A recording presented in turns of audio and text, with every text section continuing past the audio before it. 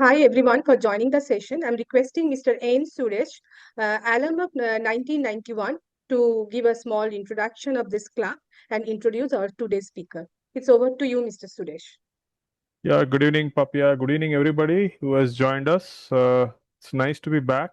The first session, we had an intro session about what we can observe from our naked eye, and we give a brief on the astronomy, what we can see naked eye in the sky, and the kind of apps which we can, use it to help us in identifying the astronomical objects.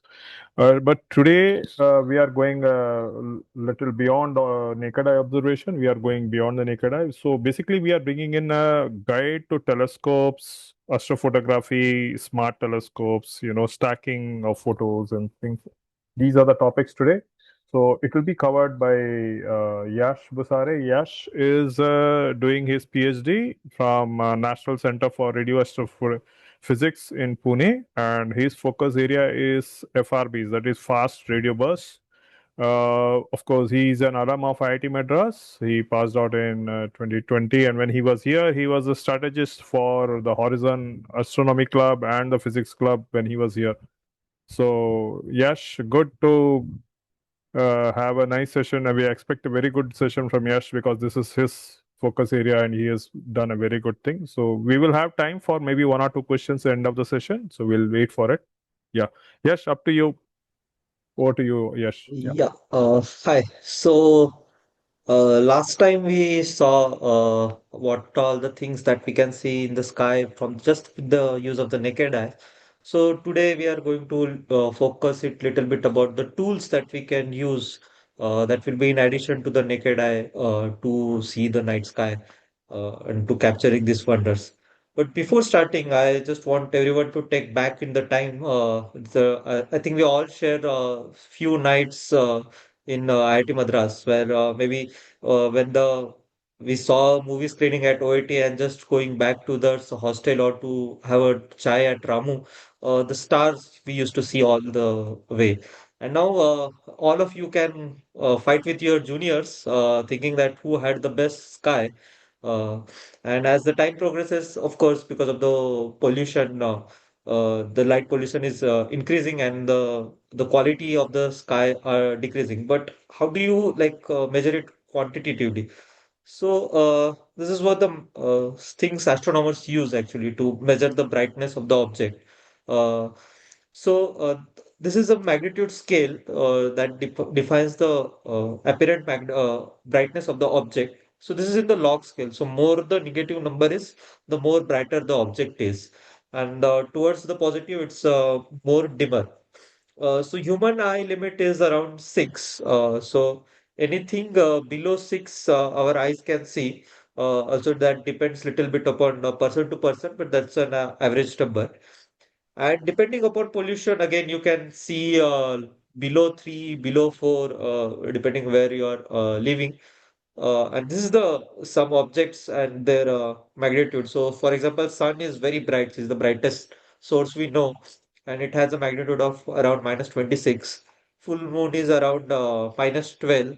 Venus, which is the brightest object after full moon in the sky, and that has magnitude of minus 4.4. And it is so bright that if you remove sun and moon, it can also cast shadows. So that's the brightness Venus has. Then comes Saturn, which is around 0.4, and that's the typical brightness of the other planets. The objects which are far away, like the nearest galaxy Andromeda, is around 3.4. So this is the scale we are talking about.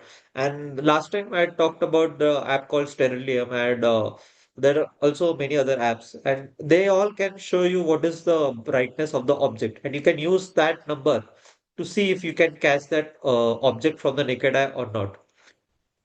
So yeah, so moving on to the gears that we can use. So first, and the best gear to use is a simple pair of binoculars. They are very good starting points because they give very wide field of view. So what telescope does it also zooms into the sky, and you only see a little bit portion of the sky. Now, if you want to find towards some star, you have to do something called star hopping. So first you look at the brightest stars and then you follow, you take a sky map or the apps and you follow the stars and then you go to yours the target objects that you want to watch. Now doing this with a telescope, which magnifies things much better way as compared to binoculars, is hard. This is best beginner instrument. This gives a wide field of view, and that's why you would go looking into the stars and don't get lost there. It also has stereoscopic visions. That means your both eyes are working. So what you see is good with the contrast and all as compared to the similar size telescope.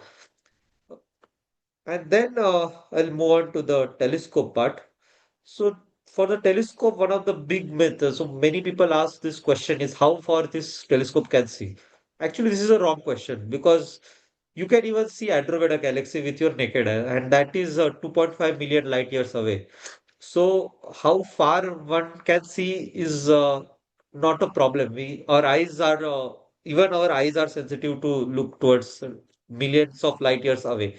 So we need telescope because our eye is not upgraded. So for 200,000 years, we don't had any update for eye. That's the size of the eye is very small. But for your smartphones, you can see as it like just before, if you compare 10 years ago and now, the lens size of the smartphone cameras are also increasing. So that is because we want to collect as much as light as possible. So telescope is actually a light bucket. So it's mainly to collect as much of light as possible. So that's the main thing you should ask is how much is the size of the telescope, and that also tells you what is the resolution. So I'll go into the some of the parameters that whenever you go on any website, Amazon or Flipkart or any marketplace to buy a telescope, there will be few parameters to look out. So in this talk, I will not recommend any specific brand of the telescope or any specific telescope to use, but what we will show you is the different parameters and how you can take a decision to buy a telescope. So aperture is the most important thing. So aperture detects the resolution. So resolution, if you remember the physics formula that we had is 1.22 lambda by d. That is the diffraction limit. So that's the resolution power, and that is dependent upon the d. That is the diameter of your lens. So if you have bigger diameter, bigger aperture, you get best resolution and also you increase the collecting area. So that's why you get more and more photons inside the telescope. So you'll get much better image. And focal length of the lens is which defines the magnification. So uh, these are the two parameters. And if you just divide them, that is focal ratio, aperture and the focal length. So it's most of the telescope as well as the cameras that you if you go and try to buy it, you will see these kind of numbers, f4 and f10. So these are it's like f4 is fast and f10 is slow. So what does it means? This is terminology is came from the cameras. So fast is even with the short exposure time, you can click a very good picture.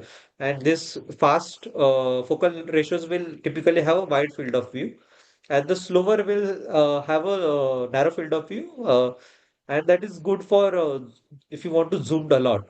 But you will need to take multiple photos, or you will need to take photo for extended time. That is, you need to integrate the signal that is coming out. So the exposure time will be more. So these are the things you will keep in the mind. So let's move on to the magnification and the resolution. So as I talked earlier, resolution is just dependent upon the diameter. And magnification, now you just go on any site. There will be some cheap telescopes which will claim to have magnification of 300x, 500x zoom. But that is just useless number because you can always do magnification n number of times, but it will not give you any better image because you are always restricted by the diffraction pattern. That's the resolution of the telescope or any instrument that you are having. So what happens is, let's say you're looking towards a star, uh, and when the star's lights comes through the Earth atmosphere, there will be much variation in the atmosphere. So temperature at some point will be different as compared to other point. There will be different density of the gas at some point and other point. So all these effects, all this differentiation factor will change the trajectory of the light that is coming from the star, and that it will make it wobble. So that puts a limit that is called seeing limit. So no matter how good telescope you have, you can't break that limit. So that's why even like you have seen that or heard that about the JWST telescope or Hubble Space Telescope. So these telescopes are kept in the space not because they just wanted to show that we can go into space, but this was a requirement to break this seeing limit.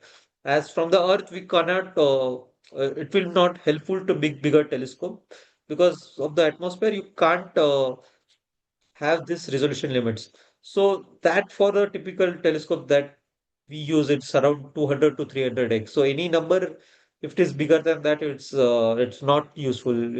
The quality of image will be not good.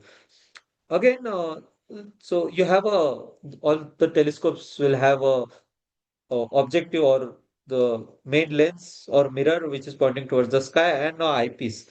Now there will be eyepiece will also have a focal length. So the magnification that you get from the telescope is detected by two focal lengths. The focal length of the main mirror or the lens objective and the eyepiece.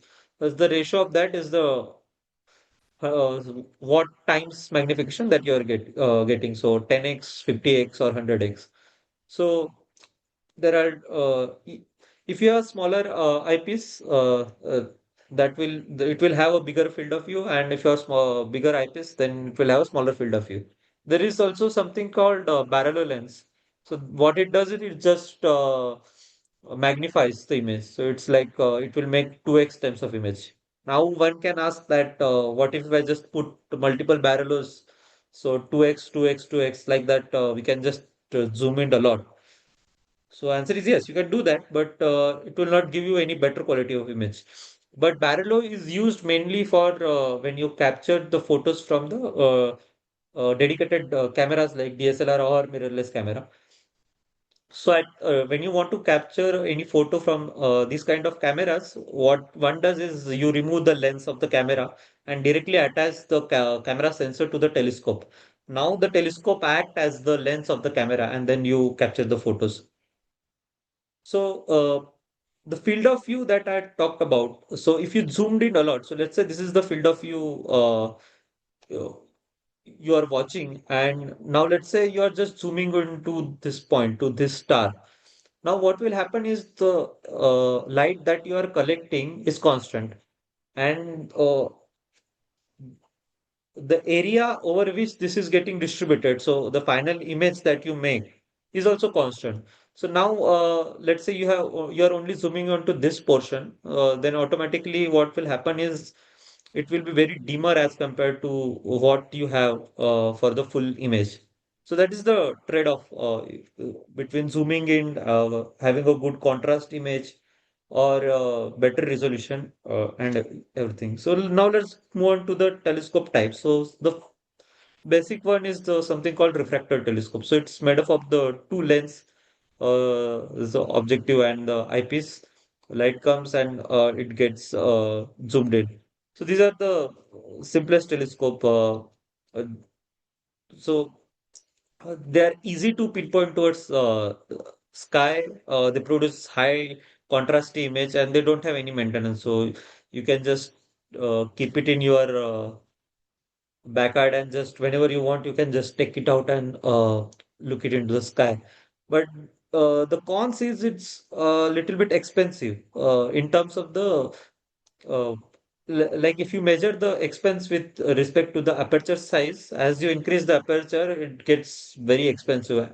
As the cost of making these lenses is much higher as compared to the cost of making mirrors. And one of the problem that comes with the lens is chromatic aberration. So what happens is you know that light is made up of different wavelength, and each wavelength, when it passes through a medium, will have different type of refractive index. So that's why the deflection will be different, and what it will create is the focal point will be little bit different for each wavelength. So to fight with that, there's something called APO or chromatic that techniques is used.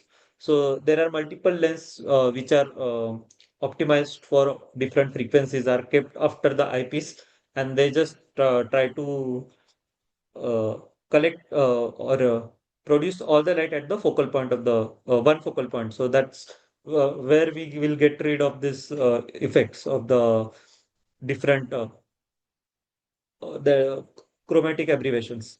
So that is the thing that you will have to get if you are having a reflector kind of telescope. Then comes the Newtonium reflector type telescope. So this is the best kind of telescope that a beginner can use. Let's say so. This is where the light comes. This is the where you will point towards the sky, and this is a primary mirror. Then uh,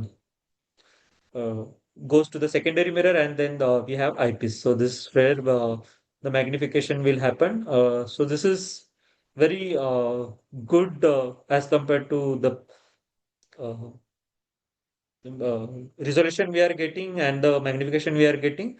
Uh, but the con is it's very bulky. And one thing that you have to do is the collimation. So at all the time, whenever you are starting the observation using this telescope, you will need to do collimate. So collimation is we need to align this primary and the secondary mirror very precisely. If the alignment is not good, we won't be able to use full potential of the telescope. So that we have to do all the time before starting any observation. So that is the one con that comes with this reflector telescope.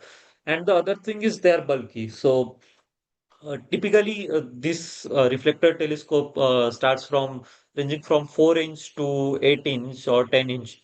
Now, to carry those things, it's very hard. Uh, and I think most of us are now living in the city, so we don't have good sky conditions. So, if you want to take it to some outskirts of the city where you have good dark sky, you will have to carry it, and that means this will be very bulky. So there's a one solution for this. That's called Smith-Cassegrain type of telescope. So here what happens is, so this is the primary mirror, and then there is also secondary mirror in between, and it passes the light towards the same direction as the primary mirror. So with this technique, what happens is the earlier you need one full focal length to before keeping secondary mirror, but here what will happen is this will be half of the focal length. So you'll get better magnification, but with the less size. So it's very compact and easy to handle. Uh, you can take it for travel and etc. And it's easy. But one con is it's expensive. These kind of telescopes are very expensive as compared to the others that we saw earlier. Now, this is what the telescopes are, but we need a stand or something to mount it on. So now let's take a look at different type of mounts. So first is alt-azimuth. So that's a very simple type of mount where it can rotate in left, right direction and up and down direction. So if you want to point towards any direction, you move it in azimuth some degree and then in elevation or altitude in some degrees and just point towards that. So it's very beginner friendly. It's very intuitive, but the problem is you cannot track stars. So as Earth rotates around its own axis, what we see is the stars are also moving.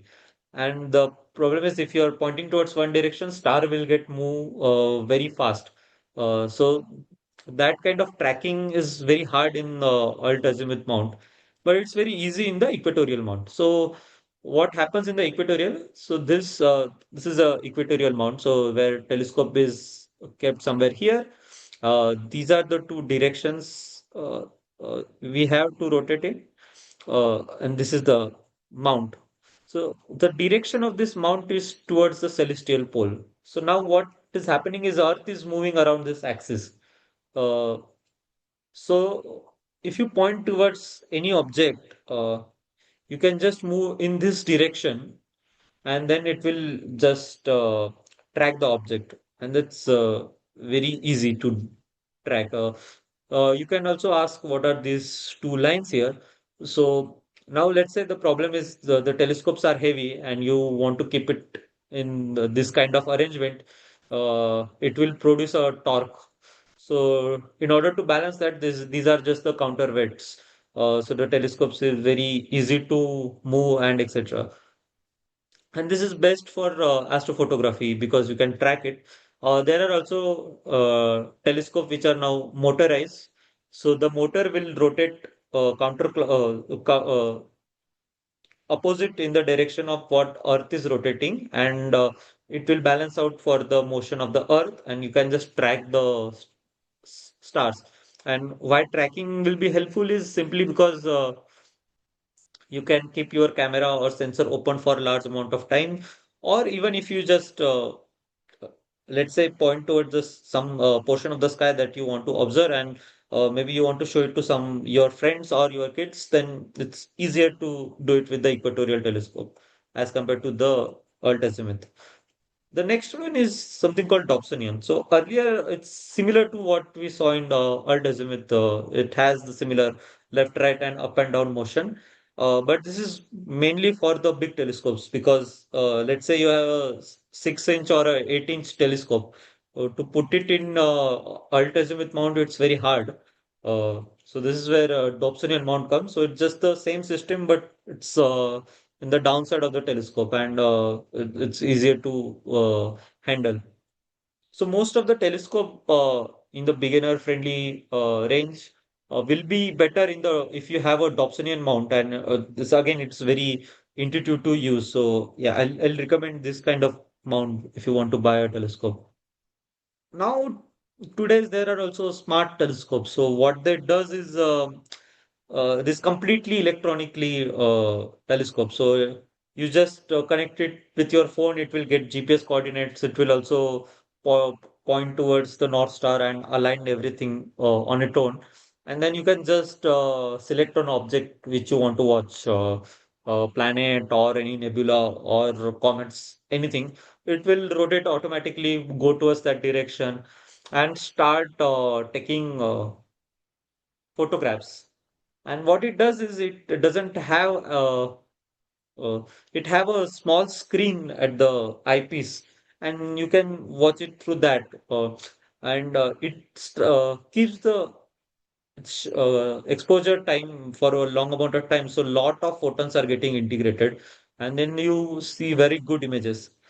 But one con is your eyes are not getting hit by the actual photons that those objects are emitting. So these are just newly generated photons and not the thousands of years ago photons that were emitted by the those objects. So this I like personally I don't like this telescope because this not actual photons they are getting, but it's good if you are a have a hobby of photography, so it will do it automatically. But if you take the conventional type of telescope, it's also easy to photograph. So nowadays there are these kind of smartphone adapter. So this is a generalized design. You don't need to buy it for your like specific smartphone. You buy it, and this mechanism adjust for your smartphone.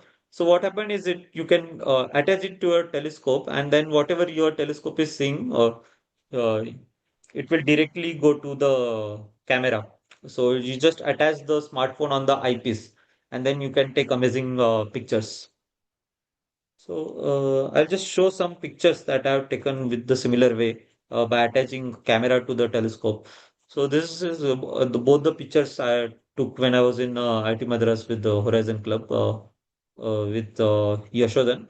So this is one nice photograph of moon, and this is also full moon, and uh, you can see some craters. So this is Tycho crater. This is named after Tycho Brahe, who had the good catalog that we talked about in the last session.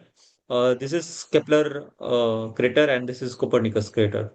So and there are many craters on the Jupiter on the moon, and they are being named after. a lot of people's. And there is also moon map. So what you can do is you can watch in the moon, try to identify the craters that are there from with the help of the moon map. So that's the interesting thing to do.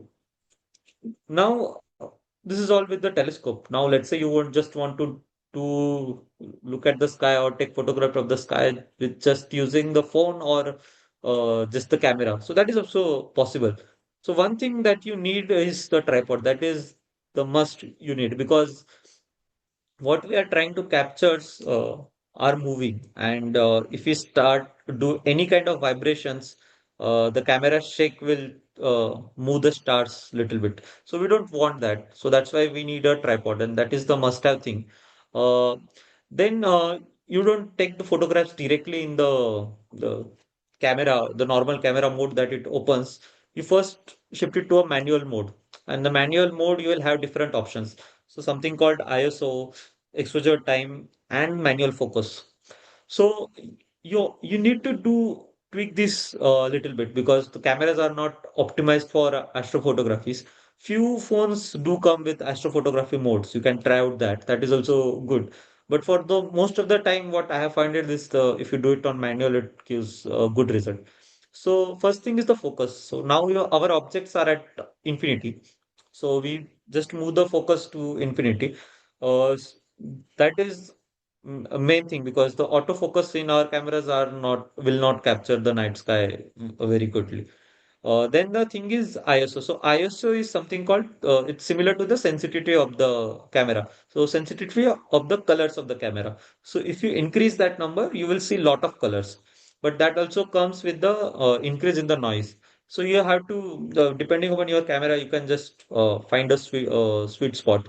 So something around 800 of ISO will give you good results for the let's say Milky Way kind of thing. Then the exposure. So exposure is just amount of time for which your sensor will be opened. And if you increase that number, you will gather more and more light. So again, you can play with that. So it also hugely depends upon your sensor size, which smartphone you are using. But again, if you keep it around 8 to 10 seconds and 800 ISO, so that's a good set of parameters to get something like Milky Way or any nebula or any constellation in the night sky. And this will give you this kind of result. So this is Milky Way. So both of these are, I actually took it from a DSLR or a mirrorless camera, not from the smartphone. But with smartphone, you can get Milky Way like this similar quality image you can get easily. This star that you are seeing, it's actually Venus. It's very bright, so you can see in comparison. And this is Pleiades, or many people maybe know it with the name of Kritika. So these are the seven sisters. I don't know if the screen will able to show you, but this is some blue thing that you can see, or maybe you can just Google it. So that is the nebulosity of the Pleiades. But you can take these kind of pictures with just the smartphone or just the camera with the tripod. But what will happen is you will want to open the shutter for a longer and longer amount of time. But what will happen is as Earth rotates, the stars will also start rotating, and it is very visible. It just happens in the seconds. So that's the problem we have.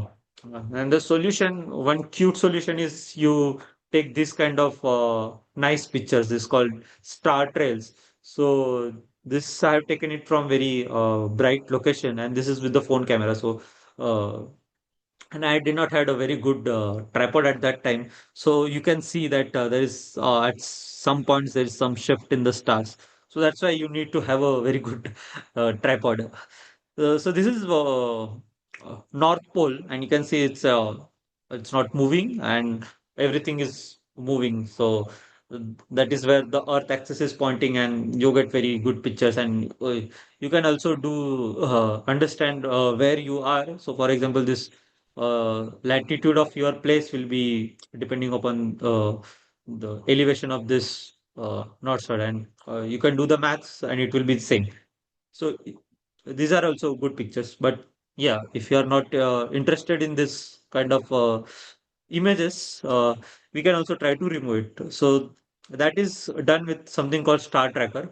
So it is similar to what we talked earlier about the equatorial mount, where the mount itself is pointing towards the North Star, and it counteracts with the speed of rotation of the Earth, and then you can track all the things in the sky.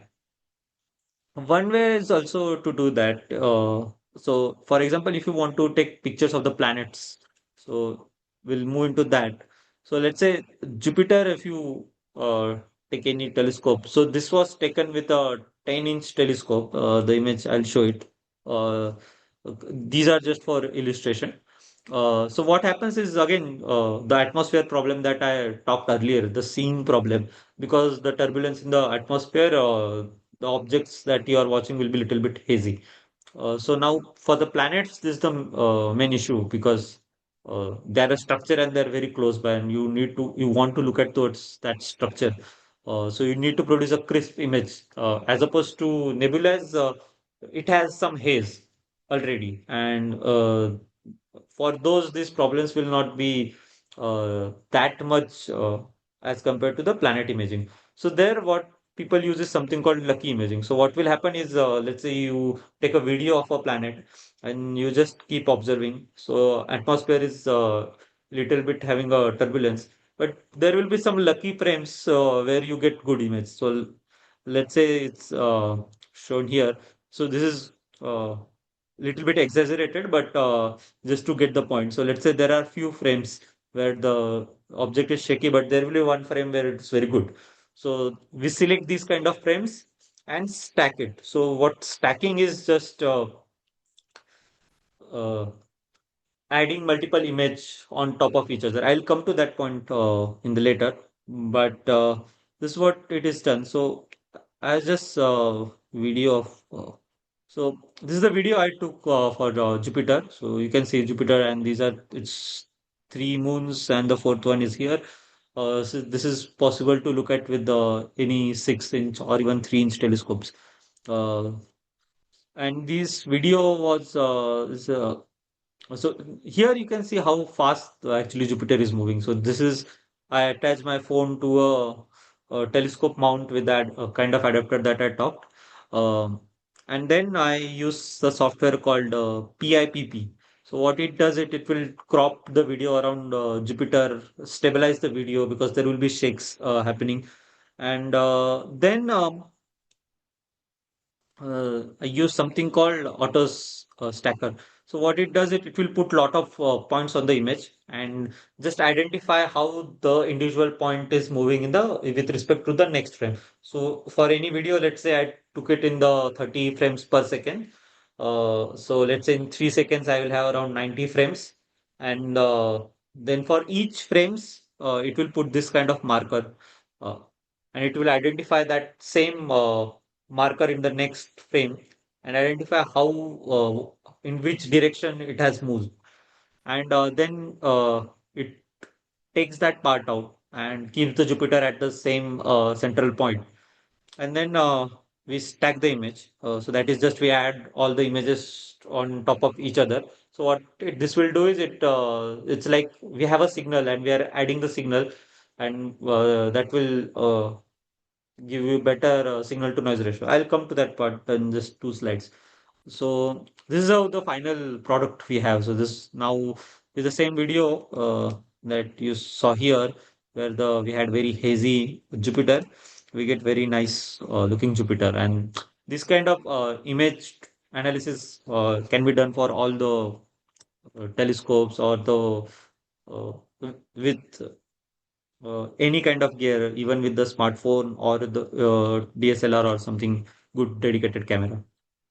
Now, the stacking I was talking about, so that is, let's say whatever signal we are getting. So those are the actual photons that is coming from the objects, and there is some noise, and that is just the random noise that it may be coming from your instrument, like your camera, or it's just coming from outside. So now if you take multiple pictures, keep on taking multiple pictures of the same object.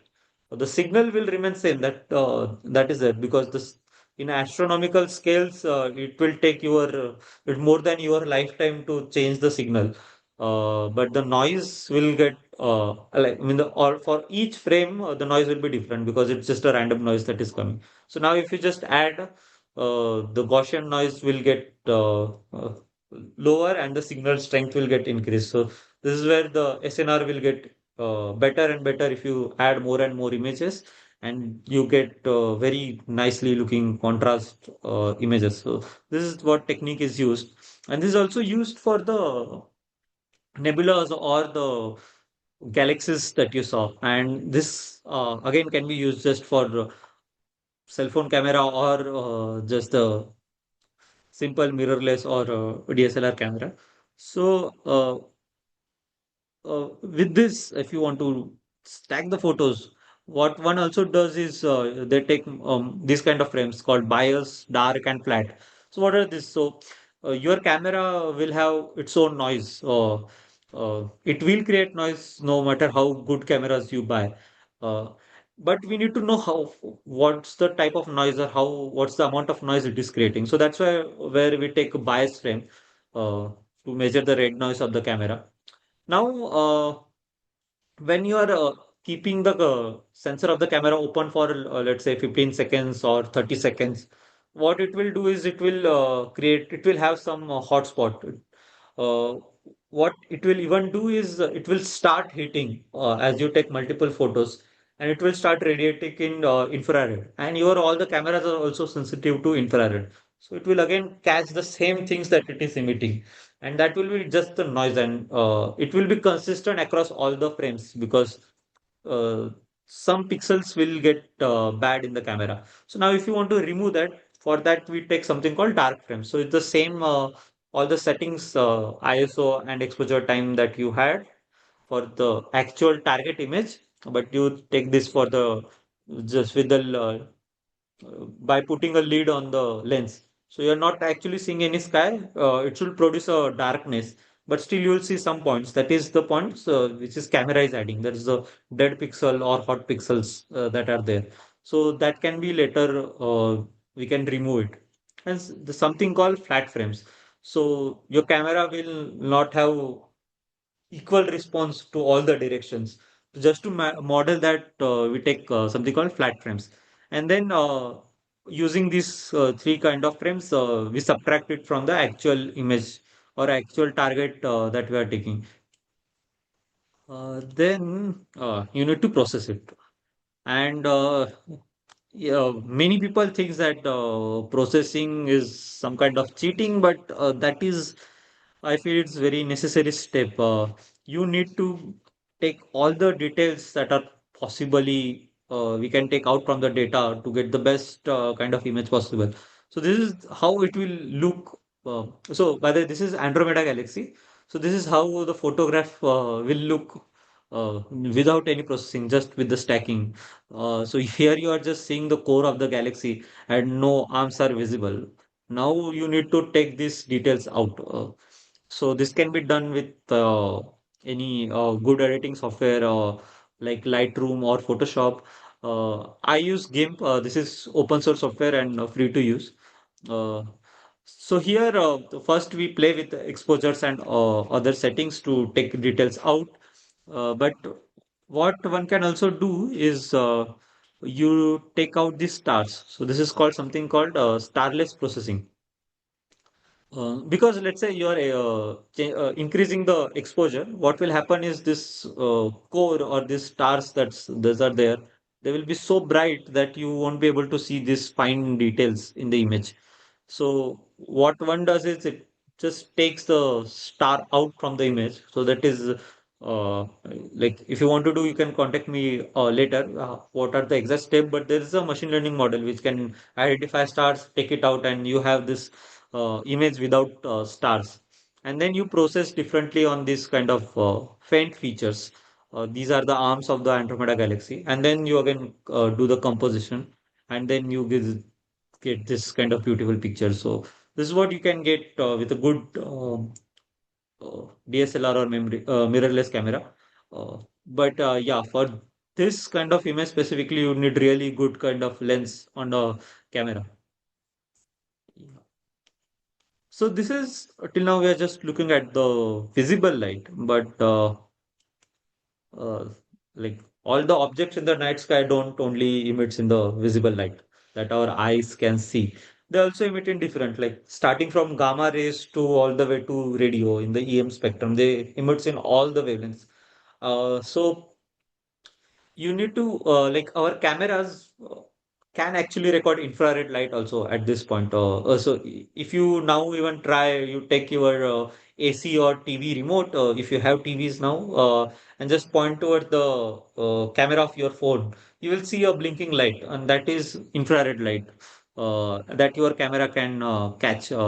So right now your cameras can catch, but what happens is the because we all live in the very light polluted cities, this will get also like because of the light pollution, all the bands or whatever things you are getting will also increase the its intensity. So let's say because of the city lights, there will be lot of noise everywhere on top of your signals that you are going to watch. But there, if you put a narrow band filter, so all the objects, uh, depending upon their phenomena, they also emit in something called H alpha. So that is just the hydrogen line. If it transform from one state to another, it emits a specific H alpha. So that frequency is fixed. So what people do is they have something called narrowband filter. So it only allows that specific frequency to get passed. So with help of that kind of filters, what we can do is we can do some cheating that beating the city lights because they don't emit in H alpha and sky will emit in H alpha. With that, you can just produce H alpha images. So I'll just show an example of sun, how it looks in H alpha. So this is how it looks. So here, this white points that you are seeing, those are actually sunspot. Uh, and you can also see the matter getting out and again going back in the sun. So this kind of all the phenomena you can see with H alpha filter. And also, to before stopping, I'll just summarize all the telescope and mount. So these are the types of telescope. So these are the things I'll recommend for any beginner. Uh, so the one is the refractor telescope. If you're buying that, con of that is I mean, it doesn't give you very, it's not value for money in some way, but it easy to use. It's, I'll say, if you just want to see how the sky looks and just have some entry point, so this kind of telescopes are used. I had this refractor type of telescope when I was a kid, around 3-inch aperture. So aperture is usually counted in inches in the telescopes. Uh, so with if you have ultimate mount, it will cost around. These are all the entry points for a good brand. So one thing that I will just say, there's something called Tejraj that you can visit. So they sell telescopes in India. So they imported it from outside. But that's I'll say trusted platform to buy telescope. I'm not sure about Amazon and Flipkart. Uh, how trustable they are. But Tejas is very trustable in the telescopes. So you can buy from them, but which telescope you want to buy depending upon what you are expecting, you can choose. So this is how the typical price will range for refractor. The Newtonium, that is the one with the mirror, will be around 12 to 17K. Uh, I will recommend everyone this, like personally, I'll say a Dobsonian telescope, around 6-inch, that will cost around 30K. I mean, with this, you will be able to see most of the planets and nebula star clusters. But yeah, this will be a Dobsonian mount, so you'll have to move it. Uh, you won't be able to track the objects in the sky, but yeah, you can get good picture of the planets and everything. And binoculars. Uh, I think they are very helpful because they have good field of view, and most of the nebulas, like there are many nebulas that you will be able to see just with the binoculars, uh, and they have very good quality. So around 10 to 12K, you can get binoculars from Nikon or Canon. So they have very good optics as compared to whatever you are going to get in the entry level telescopes. And also you can use binoculars for bird watching if you are interested in that. So these are the typical objects that you can watch from the telescope. So let's say if you have more than 4-inch telescope, you can see most of the object. If you have more than 6 to 8 inch, you can see all these objects. So these are something called Messier objects. So these are around 110 objects. So these are all the objects which were discovered by Messier, who was cataloging the night sky. So these are some of the objects. So the one is M31 is Andromeda Galaxy that I showed you in the pictures. This is Orion Nebula. So these are the point where the stars are born. This is Ring Nebula, M57. This M45, that is Pleiades. So that is the seventh sister, Pleiades or Kritika, whatever you would like to call it. And these are all the 110 objects. So with any 4-inch telescope, again, just to reiterate, you can see most of these objects. But if you have 6 to 8-inch telescope, you will be able to see all the objects. Given you have very good dark sky. From the city light, just half of these objects are not possible to view at all. Uh, Also, I don't want to give you very high expectation in the sense that these colors in the images that you are seeing are mostly seen when you have when you do photography. They are not seen when you just look at in the from the telescope. So these colors, all the beautiful colors, will be only possible with the photographs. So there you can stack multiple photos and then you see these colors. But with naked eye, you see the pattern. So this kind of pattern, for example, in Orion Nebula, what you will see is some diffuse structure around the stars. So you can not see the colors, but you can see the contrast in that sense. Yeah. So before ending, I'll just would like to say something like that this things that we all do in day-to-day life, most of our job is we make a product and we build the product and wait for it to launch and then worry about it. But the astronomy is I think is one of the few things where the product is already built, and that build 200,000 years before humanity actually started, and we are trying to understand it. So yeah, thank you.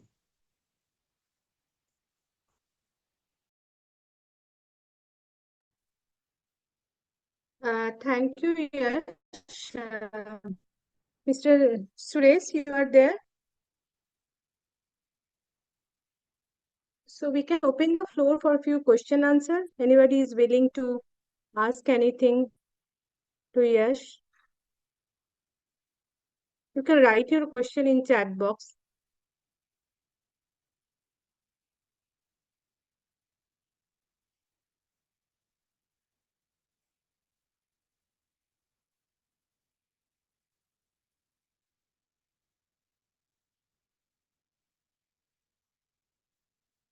Any questions?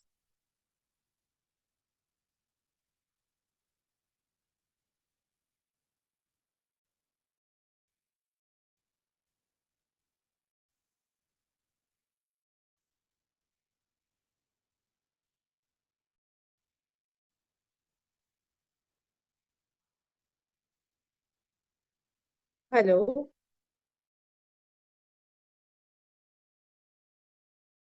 I'm just unmuting.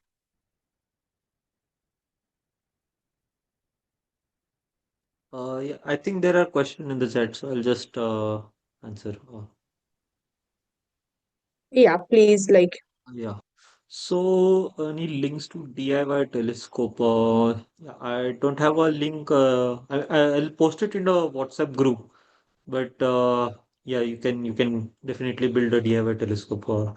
I'd built when I was kid. But only thing you need to get it good quality lenses.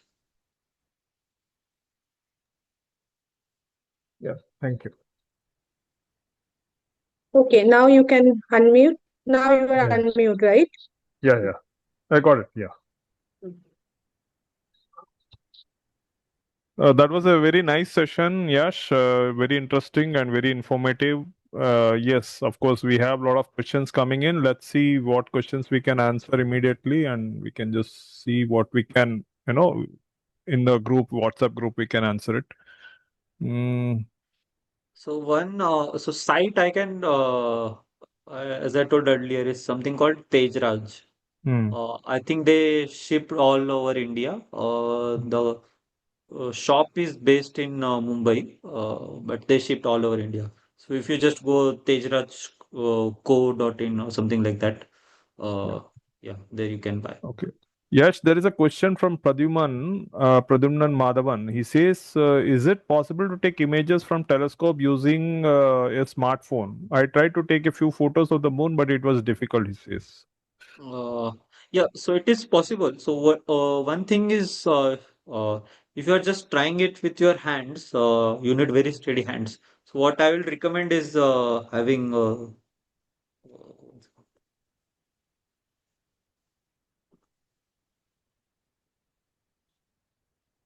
yeah, this kind of device, this smartphone adapter.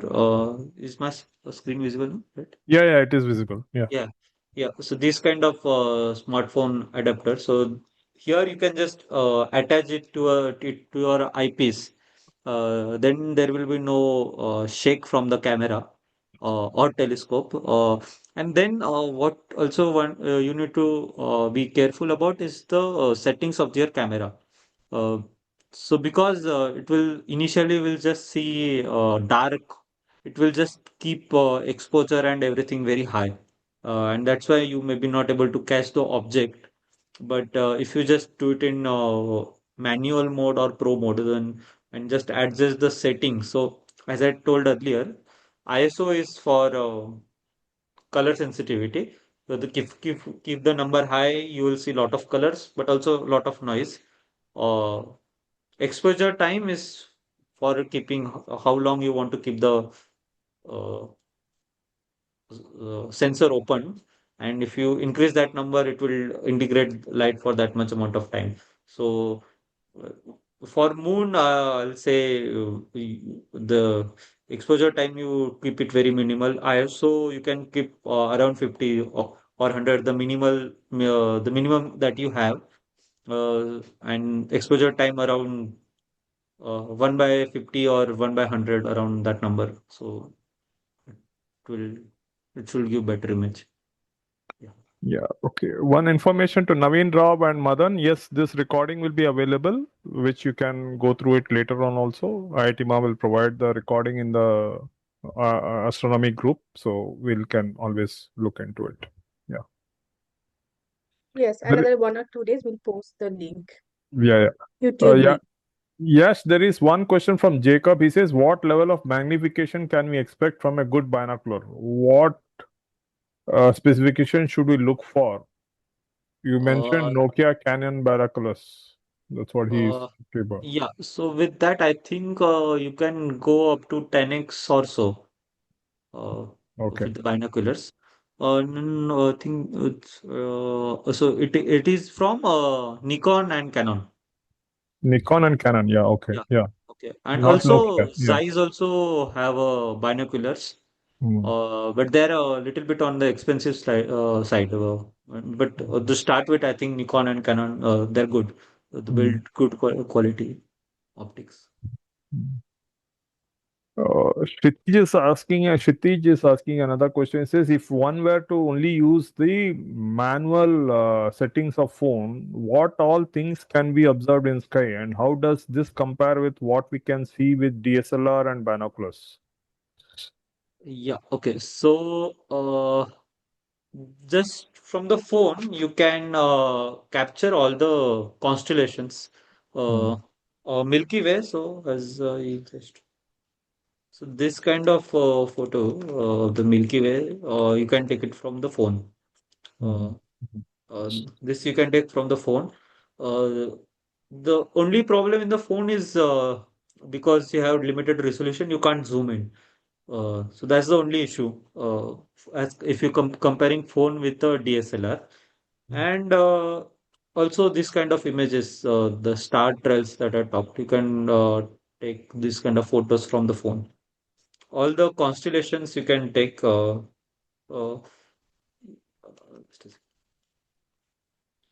Also, if you have very good night sky, you can also take these open clusters. So these multiple stars that you are seeing, you can actually see that from phone, but it won't be this good. Uh, yeah, it will be like because you can't zoom in that much, but you will be able to identify that these are these open clusters. So yeah, Okay. and Papia, is it possible to put the WhatsApp link here? Because Madhvan says he doesn't have the link. Is it possible to post it here for the WhatsApp group so that they can? Actually, I am not the admin setup. Rakesh is an admin. Okay. So I will email him Okay. So Madhvan these wants things. to I have the think, link. Yeah. So that we can so see. Madhavan, can you please share your number privately to me so I can? I don't have that invitation WhatsApp link. I'm not that admin. No, it's okay. So Yeah, okay. So let him share it. So maybe we can share it to him. Yeah. sure, sure. Okay.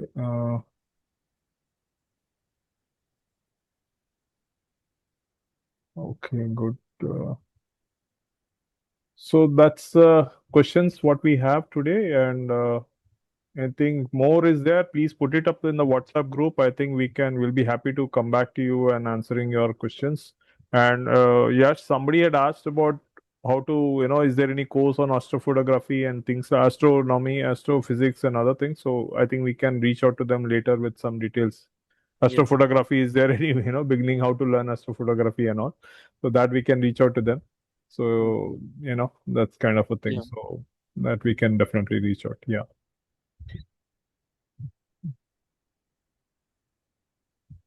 Okay. So, Papia, I think we can close the session. Yeah, we can close the session. Yeah. So, yeah, on behalf of IIT Madras Alumni Association, I sincerely thanks our speaker, Yash Bhushare, for the insightful and engaging talk. We truly appreciate your time, interact with us, and inspire our community. I would like to thank everyone for joining the session and help to make it success. Thank you all. Thank you. Nice. We'll be engaging. Will be happy to engage with each one of you. So let's keep it going. Yep. Thanks, Thank everyone. Thanks, Yeah. Yash. Thank you. Bye. Good night. thank you. Good night. Happy weekend to all of you. Thank you.